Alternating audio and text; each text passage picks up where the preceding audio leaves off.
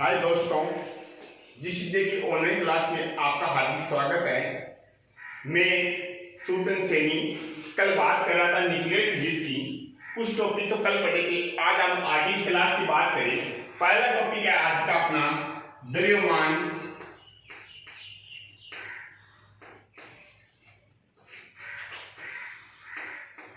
ऊर्जा संबंध।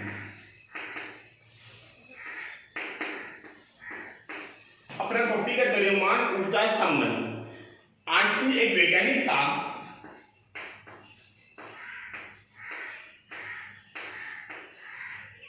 आइंस्टीन नामक वैज्ञानिक ने एक सापेक्षता का सिद्धांत दिया था। उसमें क्या होता है, एक द्रव्यमान ऊर्जा का संबंध बताया था।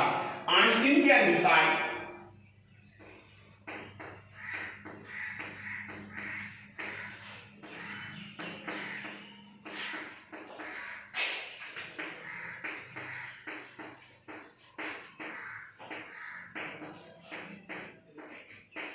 सिद्धांत के अनुसार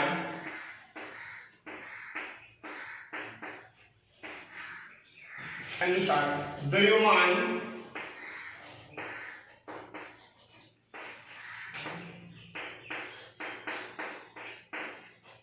ऊर्जा में तथा ऊर्जा द्रव्यमान में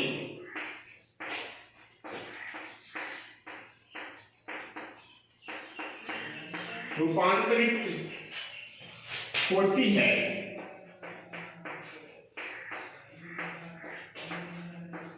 इसे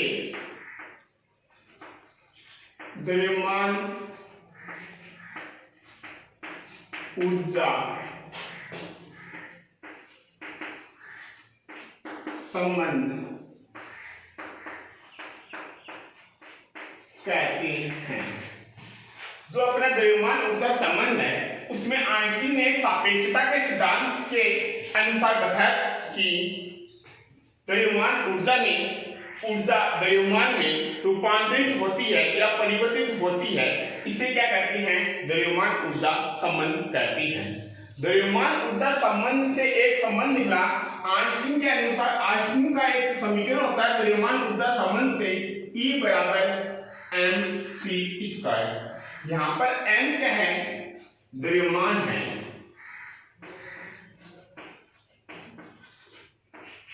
c यहाँ पर निर्वात में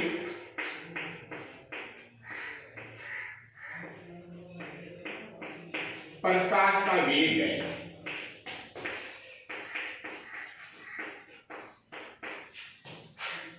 समीकरण जो द्रव्यमान ऊर्जा का संबंध का समीकरण है, E बराबर mc²। m यहाँ पर द्रव्यमान है, c यहाँ पर निर्वात में प्रकाश का वेग है। कल मैंने बताया था एक एटॉमिक मास यूनिट बराबर 1.67 into 10⁻20⁻27 kg। एक एटॉमिक मास यूनिट बराबर होता है 1.67 into 10⁻27 kg। और जो मेरे पास c है, इसका मान होता है, प्रकाश का वेग होता है 3.3 into 10⁸ मीटर प्रति सेकेंड। जब ये दोनों मान में समीकरण 1 में जब मैं पुट करूंगा, तब E बराबर 1.67 into 10⁻27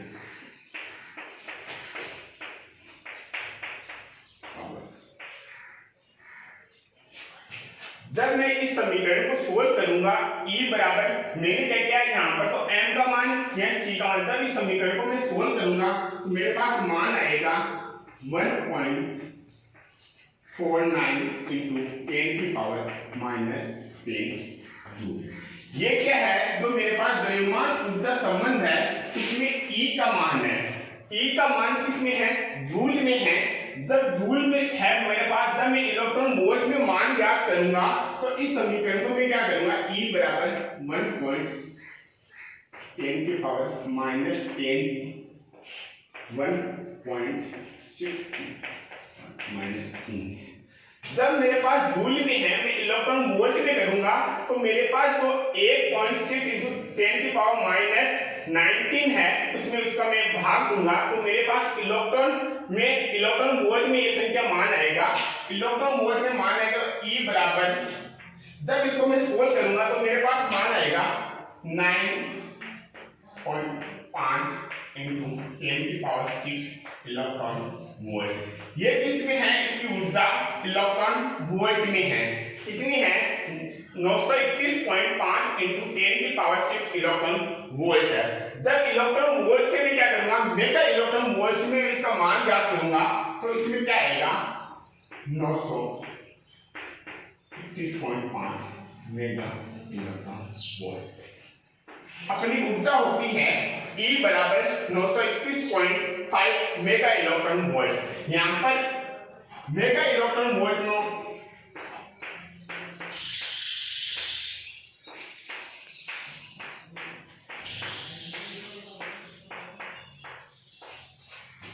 मेरे पास E का मान आया 921.5 मेगा इलेक्ट्रॉन वोल्ट। ये हमारी ऊर्जा होती है। द्रव्यमान ऊर्जा संबंध बता रहा था वैज्ञानिक था आइंस्टीन ने सापेक्षिकता के सिद्धांत के अनुसार द्रव्यमान ऊर्जा द्रव्यमान में रूपांतरित किया जाता है। इसे हम कहते हैं द्रव्यमान ऊर्जा संबंध। द्रव्यमान ऊर्जा संबंध के अनुसार आइंस्टीन ने एक समीकरण दिया था, वो होता है E बराबर mc²। यहाँ पर m का द्रव्यमान, c है निर्वात में प्रकाश का वेग। मेरे पास मैंने कल आपको बताया था एक एटॉमिक मास यूनिट बराबर 1.67 × 10⁻⁻27 kg होता है और जो प्रकाश का वेग होता है वो c बराबर 3 × 10⁸ होता है। मैंने क्या किया, ये मान समीकरण 1 में पुट किया तो मेरे पास ऊर्जा आई E बराबर 1.49 × 10⁻10 जूल। जब मैं जूल को क्या करूंगा इलेक्ट्रॉन वोल्ट में ज्ञात करूंगा तो मैं क्या करूंगा, तो मेरे पास राशि है उसमें क्या करूंगा 1.6 × 10⁻19 का भाग दूंगा तो मेरे पास इलेक्ट्रॉन वोल्ट में ऊर्जा आई। जब मैं इलेक्ट्रॉन वोल्ट में आएगा तो उसे मेगा इलेक्ट्रॉन वोल्ट में करूंगा तो 10 की पावर में के बाद क्या होगा E बराबर 921.5 मेगा इलेक्ट्रॉन वोल्ट। ये ऊर्जा लगभग बराबर होती है 931 मेगा इलेक्ट्रॉन वोल्ट की। अपना अगला टॉपिक है द्रव्यमान शक्ति। यह होता क्या है द्रव्यमान शक्ति? नाभिक होता है,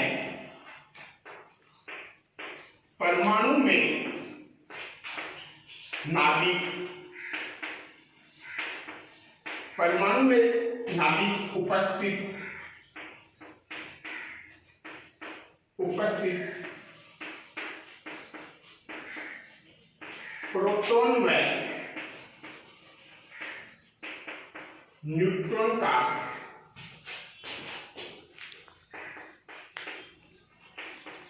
द्रव्यमान का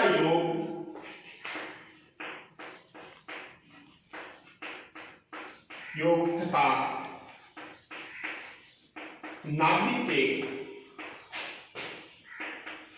वास्तविक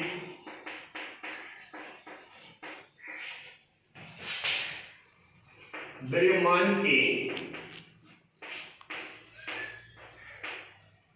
योग के अंतर के बराबर हो, अंतर के बराबर होता है। इसे द्रव्यमान शक्ति कहते हैं।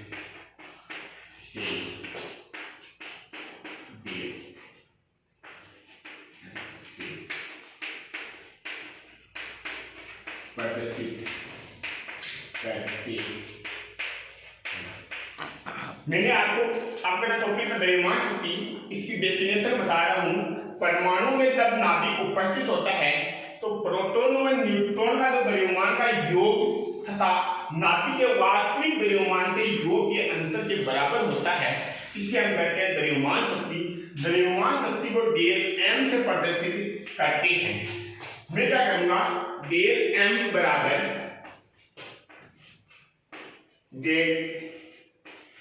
MP plus A minus Z MN minus, यहां पर तो मेरे पास जेड तो क्या है, प्रोटॉन की संख्या,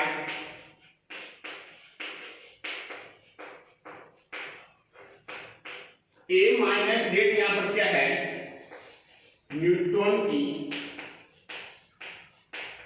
संख्या, और मेरे पास n यहां पर क्या है, वास्तविक द्रव्यमान। मैंने आपको परिभाषा बताई थी, प्रोटॉन तथा न्यूट्रॉन का द्रव्यमान का योग जो वास्तविक द्रव्यमान के अंतर के बराबर होता है उसे द्रव्यमान शक्ति कहते हैं। यहाँ पर तो जेड क्या है, प्रोटॉन की संख्या, ए माइनस जेड और न्यूट्रॉन की संख्या, एन यहाँ पर क्या वास्तविक द्रव्यमान। जो मेरे पास प्रोटॉन का मास है वह होता है 1.8 एटॉमिक मास यूनिट, और जो मेरे पास न्यूट्रॉन का होता है वो होता है 8.0087 एटॉमिक मास यूनिट। जो प्रोटॉन का द्रव्यमान और न्यूट्रॉन का द्रव्यमान लगभग समान होता है। ये क्या होता है, एक आंटी क्वेश्चन में काम आता है ये समीकरण। प्रोटॉन का द्रव्यमान तथा न्यूट्रॉन का जो द्रव्यमान होता है उसके वास्तविक द्रव्यमान के अंतर के बराबर होता है, उसे द्रव्यमान शक्ति कहते हैं। द्रव्यमान शक्ति को डेल एम से प्रदर्शित करते हैं। अगला टॉपिक अपना नाभिकीय बंधन ऊर्जा, इंग्लिश में कहते हैं nuclear binding energy. Nuclear binding energy होती क्या है, नाभिक में प्रोटॉन व न्यूट्रॉन को बांधे रखता है। क्या होता है, प्रोटॉन व न्यूट्रॉन को बांधे रखता है। क्या होता है, नाभिक में जब प्रोटॉन और न्यूट्रॉन को बांधे रखता है, जब बांधे रखता है तब इसकी ऊर्जा में जितना खर्च होती है, जब वो बांधे रहता है तब ऊर्जा जितनी खर्च होती है, जब ऊर्जा खर्च होगी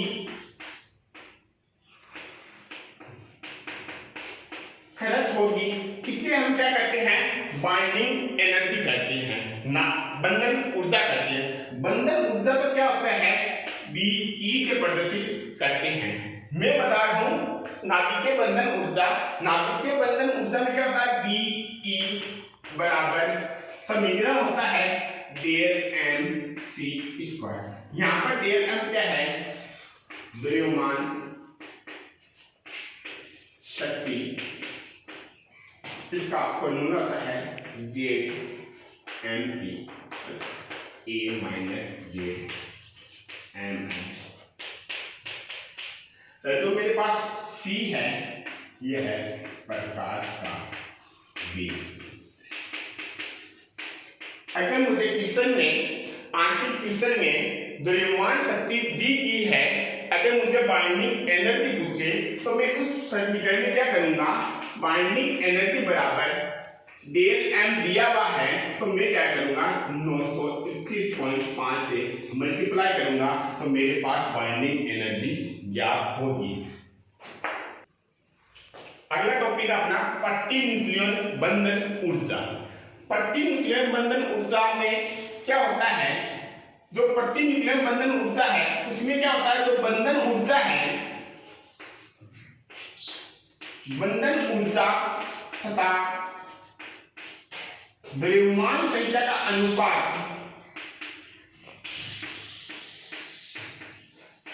संख्या का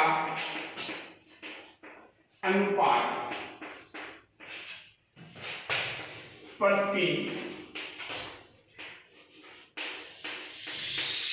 न्यूक्लियन बंधन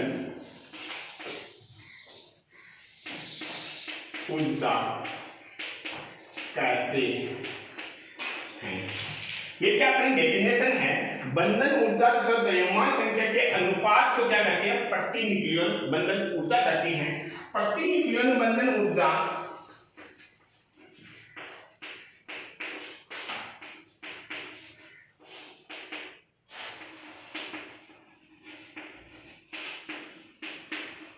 ऊर्जा बराबर बाइंडिंग एनर्जी बटा ए।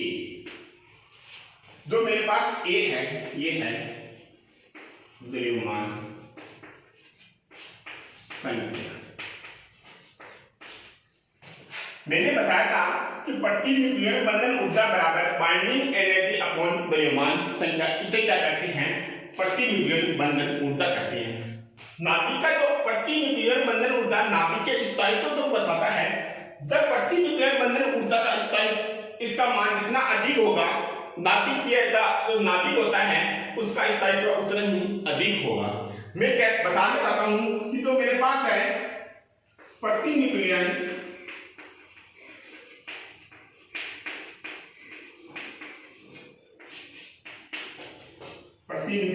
बंधन ऊर्जा जितनी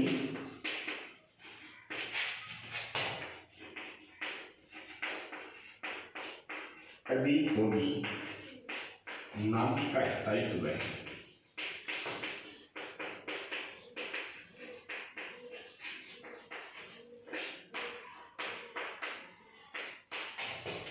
उतना ही अधिक होगा।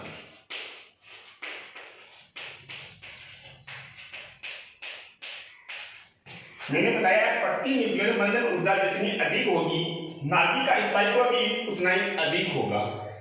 नाभिक में क्या होता है? बंधन जो नाभिक का स्थायित्व होता है इसमें बंधन ऊर्जा होती है, नाभिक प्रति न्यूक्लियर बंधन ऊर्जा होती है, उसका मान होता है 8.5 मेगा इलेक्ट्रॉन वोल्ट। अगर नाभिक का स्थायित्व होता है तो प्रति न्यूक्लियर बंधन ऊर्जा का मान होता है लगभग 8.5 मेगा इलेक्ट्रॉन वोल्ट। एग्जाम में क्वेश्चन आया था प्रति न्यूक्लियर बंधन ऊर्जा किसको दर्शाता है? प्रति न्यूक्लियर क्वेश्चन आया था प्रति न्यूक्लियन बंधन ऊर्जा किसको दर्शाता है? अपना सॉल्यूशन होगा, मैं आपको दो लाइन में बताएगा। प्रति न्यूक्लियर बंधन ऊर्जा जितनी अधिक होगी नाभिक का स्थायित्व उतना ही अधिक होगा। तो नाभिक का स्थायित्व में प्रति न्यूक्लियर बंधन ऊर्जा का मान होता है लगभग 8.5 मेगा इलेक्ट्रॉन वोल्ट। अपना क्वेश्चन है प्रति न्यूक्लियर बंधन ऊर्जा किसको दर्शाता है? नाभिक के स्थायित्व को बताता है। नाभिक के स्थायित्व को बताता है। अपना क्वेश्चन है नाभिक के लिए बंधन ऊर्जा ज्ञात करो। एग्जाम की दृष्टि से इंपोर्टेंट क्वेश्चन है। एक बार आया हुआ है कि मेरे पास जो है 1h⁻², यहाँ पर 1h⁻² है। यहाँ एक तो है परमाणु क्रमांक,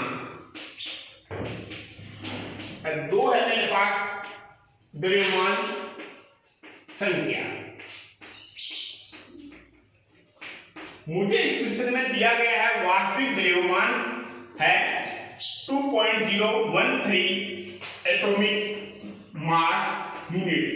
जब मैं इसका सॉल्यूशन करूंगा मुझे पूछा गया बाइंडिंग एनर्जी।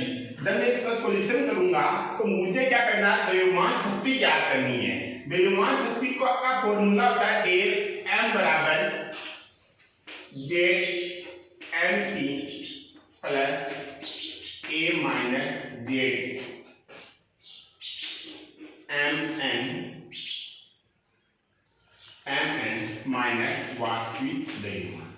मेरे पास देखना जेड तो मैं याद कर सकता हूं, ए माइनस जेड तो न्यूट्रॉन की संख्या है वो याद कर सकता हूं मैं, क्योंकि जो प्रोटॉन का जो द्रव्यमान होता है वह होता है 1.008 एटॉमिक मास यूनिट। जो मेरे पास न्यूट्रॉन का जो द्रव्यमान होता है वो होता है 8.007 एटॉमिक मास यूनिट। मेरे पास जेड का मान, प्रोटॉन का मान है, यहाँ पर जेड है वो क्या परमाणु क्रमांक है, परमाणु क्रमांक का मान 1 है। तो न्यूट्रॉन बराबर a minus Z, a minus Z क्या होगा बराबर 2 माइनस 1 बराबर 1। मेरे पास जेड की वैल्यू आ गई, a माइनस जेड की वैल्यू आ गई, जो प्रोटॉन का मास है उसकी वैल्यू आ गई, न्यूट्रॉन का मास है उसकी वैल्यू आ गई, तो मेरे पास वास्तविक द्रव्यमान क्वेश्चन में गिवन है। जब मैं इसको सॉल्यूशन करूंगा इसका, तो डेल m बराबर मेरे पास जेड की वैल्यू है 1, प्रोटॉन का जो मास है वो होता है 8.66 प्लस जो मेरे पास a माइनस जेड इसकी वैल्यू है मेरे पास 1, न्यूट्रॉन का जो द्रव्यमान होता है वो होता है 8.007 माइनस वास्तविक द्रव्यमान मुझे दिया गया है वो होता है, वास्तविक द्रव्यमान मेरे पास कितना है यहाँ पर 2.01 है। जब मैं इसको सोल्व करूंगा तो मेरे पास डेल m, जब इसको मैं सोल्व किया तो डेल m बराबर यहाँ पर 8.008 प्लस 8.007 माइनस 2.01 है। जब मैं इसको ऐड करूंगा तो डेल m बराबर मेरे पास 15.02 माइनस 2.01 है। जब मैं इस संख्या को इस संख्या से घटाऊंगा तो मेरे पास द्रव्यमान शक्ति प्राप्त होगी, तो वो आएगी 2000.0। मेरे पास ये राशि क्या आई है, द्रव्यमान शक्ति आई है। द्रव्यमान शक्ति से मैं क्या करूंगा, बंधन ऊर्जा याद करूंगा। मुझे पूछा गया है बंधन ऊर्जा, बंधन ऊर्जा का फॉर्मूला होता है B binding energy del m into c square. अगर मेरे पास किसी क्वेश्चन में डेल m का मान दिया गया हो, मुझे बंधन ऊर्जा ज्ञात करनी है, तो मैं क्या करूंगा, बंधन ऊर्जा को क्या करूंगा, binding energy del m into 931.5 से गुना करूंगा। तो मेरे पास जो राशि आती है वो क्या करती है, बाइंडिंग एनर्जी होती है। तो मेरे पास डेल m की वैल्यू क्या है, Be बराबर 0.002 इंटू 931.5। जब मैं इस राशि को ज्ञात करूंगा तो मेरे पास बाइंडिंग एनर्जी आएगी 8.86 एटॉमिक मास। जो मेरे पास आंसर आया है वो आया 8.86 एटॉमिक मास यूनिट है। उसमें बंधन ऊर्जा ज्ञात करनी है। मुझे प्रश्न दिया गया है न्यूट्रॉन, न्यूट्रॉन में क्या एक है वो तो परमाणु क्रमांक, और दो है वो है द्रव्यमान संख्या। मेरे पास वास्तविक द्रव्यमान मुझे दिया हुआ है। मैं क्या करूंगा, बंधन ऊर्जा ज्ञात करने से पहले मैं क्या करूंगा, द्रव्यमान शक्ति ज्ञात करूंगा। द्रव्यमान शक्ति का फॉर्मूला होता है Znp plus a minus Zmn minus वास्तविक द्रव्यमान। मुझे प्रोटॉन का द्रव्यमान पता है, न्यूट्रॉन का द्रव्यमान पता है, मैं प्रोटॉन और न्यूट्रॉन मैंने ज्ञात किया है। जब ये राशि जब फॉर्मूले में रखूंगा तो मेरे पास डेल m की वैल्यू आएगी। डेल m मेरे पास द्रव्यमान शक्ति है, तो बाइंडिंग एनर्जी करूंगा तो मैं डेल m से क्या करूंगा, मल्टीप्लाई करूंगा 921.5 मेगा इलेक्ट्रॉन वोल्ट। जब इसको मैं सोल्व करूंगा मेरे पास राशि आई 1.86 एटॉमिक मास यूनिट। इसका आंसर है। अपना अगला टॉपिक है रेडियो एक्टिविटी। रेडियो एक्टिविटी की खोज एक वैज्ञानिक था हेनरी बेकेलर। इसकी खोज की थी हेनरी बेकेलर ने। रेडियो एक्टिव होता क्या है, जब कोई ये प्रकृति में ऐसे पदार्थ में पाया जाता है, उसमें क्या होता है, जो नाभिक में होता है उसमें जो रेडियो एक्टिव पदार्थ है वो स्वतः विकिरण होता है या उत्सर्जन होता है या विखंडन होता है, इसे हम कहते हैं रेडियो एक्टिव। रेडियो एक्टिव की घटना को रेडियो एक्टिविटी कहते हैं। जब में इसमें विकिरण उत्पन्न होती है तो उसमें कहते हैं रेडियो एक्टिविटी विकिरण। इन विकिरणों में तो क्या होता है, रेडियो एक्टिव में अल्फा बीटा गामा कणों का उत्सर्जन होता है, उत्सर्जन होता है। रेडियो एक्टिव के पहले कारक ताप, दाब आदि पर निर्भर नहीं करता है। और जो हमारे पास रेडियो एक्टिव है उसकी ऊर्जा मेगा इलेक्ट्रॉन वोल्ट में मापी जाती है। इसकी खोज हेनरी बेकेलर ने की थी। इसमें क्या होता है, जो अल्फा बीटा कण गामा कणों का उत्सर्जन होता है, दाब पर निर्भर नहीं करता है, उसकी ऊर्जा मेगा इलेक्ट्रॉन वोल्ट में नापी जाती है। रेडियो एक्टिव में क्या होता है, अल्फा बीटा गामा कण। अल्फा बीटा गामा कण में क्या होता है, सबसे पहला पार्टिकल है अल्फा पार्टिकल। अल्फा पार्टिकल मुख्यतः हीलियम नाभिक में पाया जाता है।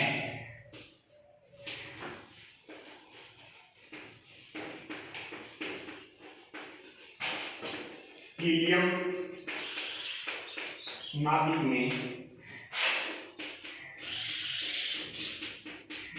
पाया जाता है।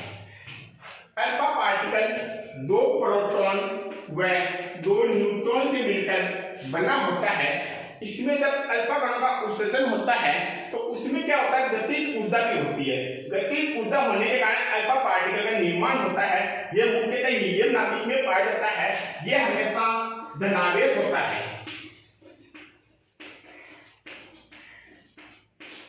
चौथा पॉइंट अपना, जब ये धनावेश होगा तो विद्युत चुंबकीय क्षेत्र में से गुजारा जाता है। जब गुजारने पर विक्षोभ उत्पन्न होगा, जब विक्षोभ उत्पन्न होगा तो इसमें क्या होगा, तो बीटा पार्टिकल से कम ऊर्जा प्राप्त होती है। बीटा पार्टिकल से कम ऊर्जा प्राप्त होती है। इसकी जो है हमारे पास ऊर्जा स्पेक्ट्रम व्याख्या है वह हमेशा रेखीय होती है। तो अपना अगला पॉइंट है आयन क्षमता।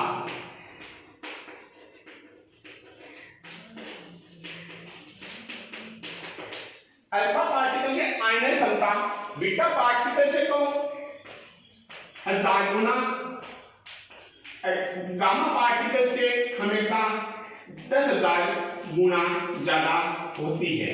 मैंने बताया था अल्फा पार्टिकल मुख्यतः हीलियम नाभिक में पाया जाता है। 2 प्रोटॉन और 2 न्यूट्रॉन मिलकर इसका निर्माण होता है। धनावेश होता है ये अल्फा पार्टिकल। बीटा कण में होता है ये। बीटा कण में यह हमेशा ऊर्जा स्पेक्ट्रम हमेशा रेखीय होता है। इसकी आयन क्षमता बीटा पार्टिकल से 100 गुना व गामा पार्टिकल 10,000 गुना होती है। यह हमेशा इसका विक्षोभ होगा, ये बीटा पार्टिकल से